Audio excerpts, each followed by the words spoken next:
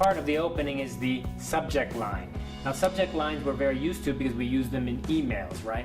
But in business letters, they're extremely important. So if you're writing your business letter, it's going to be a PDF, you need to have a subject line. And of course, your email should always have a subject line.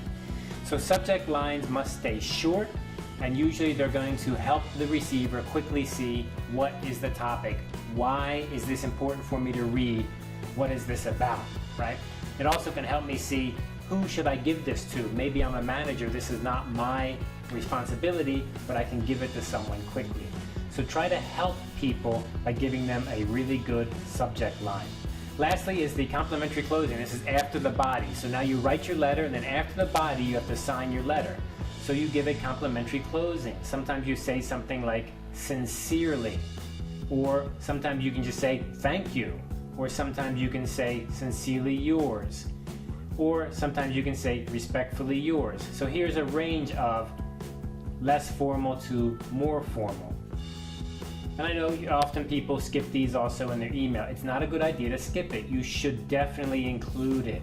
So here's examples of including your complimentary closing. Then you sign your name here, and then what's this? This is your type name and your company work title. Very, very important to not skip these. Lots of people think that email is informal, so I don't need to include that. But you should definitely include that. And in fact, in your email program, there's a feature to include a closing at the bottom to say who you are and what your position is. I'm sure you've seen them. Sometimes companies also add more information to say something like, this information is private, belongs to the company, you cannot give it to other people, something like this. So that's inside the closing. So don't skip the closing, and it's especially important to let me know who you are, your whole name, and your position. Now later, you may become more informal once we begin to communicate more, and you may just sign your first name, or you may just say thanks. But you should definitely include all the information the first time especially. I would do it all the time when you're doing business. I mean, business is not a personal relationship, it's a business relationship. Here you can see from your book, you can look at the different parts of a letter, and this is an example of a letter. And here we have this thing called mixed punctuation. Now, mixed punctuation, the basic idea is the salutation, which says, "Dear Mr. Smith," will have a colon. And then down here you'll say sincerely or thank you with a comma. So that's called mixed punctuation, and that's the way you do that. A block letter is a letter that has all of the lines on the left side, just like this. Very, very easy to read. And I think that's the most common letter style we use. A mixed block letter may actually have some of the lines indented, but especially here, you see the date over in the center there, and then the complimentary closing down here is over beginning at the center. So it's a big indentation. That's called a modified block letter. And then here we have a semi-block letter, which means look at the date and look at the complimentary closing. Both of them are off from the center. And then each paragraph, the first line, it begins indented. Now, what is this all about, these different styles? They're different levels of formality. You can see that this style here, this semi-block letters, is very troublesome because you have to move to the middle, you have to move every line, the indentation.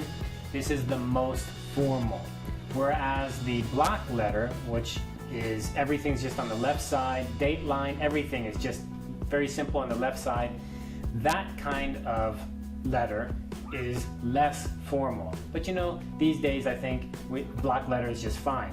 But if your company wants you to be very formal, this is the way you do it, a semi-block letter. Okay, the last part is mailing your letter. Now, usually you're going to mail your letter by printing it out, if you're going to mail it by hand, or you're going to mail it through email. So let's just hurry up and take this example of I'm going to mail it. There is actually a way to fold your letter. And inside your book you can see the example. You need to fold the bottom up and then the top down. And you leave a little gap. And when I open the envelope, I pull it out and I can just let the letter open. This is a real thing. This is the way it really works. It sounds crazy, but it really works that way. You don't just stick the paper together and put it into an envelope and say, woohoo, whatever happens, it's a surprise. No, because people at the other end are opening letters all day, so more formal is better. Now, of course, these days it would be, I think, kind of rare that you do that. So you would probably be sending it in a PDF attached to an email. Okay, let's look very quickly at this punctuation style just to reinforce this idea. And this is that your salutation is using a colon, and then your complimentary closing is using a comma. Okay? Now if you do it the UK way, then you would use a comma here and a comma at the bottom also. Or you can have open punctuation, in which case you have nothing here and nothing at the closing. So complimentary closing and salutation, they have a specific way to use their punctuation. It's not just any way you want. Now, when you do finish up your letter and you're going to mail it, you can go ahead and print it as a PDF, and then that PDF you can go ahead and attach to an email. You can copy the body and put the body into your email. This is the most normal way that the formal business letters work these days. It's also possible you could put it into an envelope, as I mentioned earlier, and then let's take a quick look at how that works as far as the address is concerned, because this can be very confusing because, of course, in China and Taiwan, we use a very different way. The Western way to do this is this bit here of the envelope. This is who the letter is from. And then this bit down here, this is who it's to. So this part here goes a little bit down from the top, from the center, and a little bit beginning from the center over to the right. Whereas the return address, who it's from, stays up in the left corner, just like that. Okay, so again, this is what? This is who is the letter from. This is called the sender, S, sender. And what is this here? This is who is the letter to, the receiver, R, receiver. Okay, so that's a very quick summary.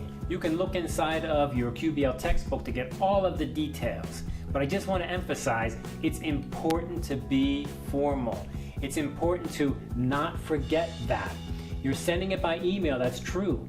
But people get hundreds of emails a day. A company gets thousands of emails, and they look like junk. Think of all the junk email you get. It's so easy to look like junk, they just erase it. They don't know if it's a trick email or a con email or just some kind of crazy email. But when you look formal, you stand out, and it really makes the person who receives it say, yes, this is a real email. This is the way business is done. And of course, the best thing would be you can make a PDF and attach it, and it becomes even more formal. So good luck writing your formal business letters. And don't forget these parts: heading, opening, closing, and body.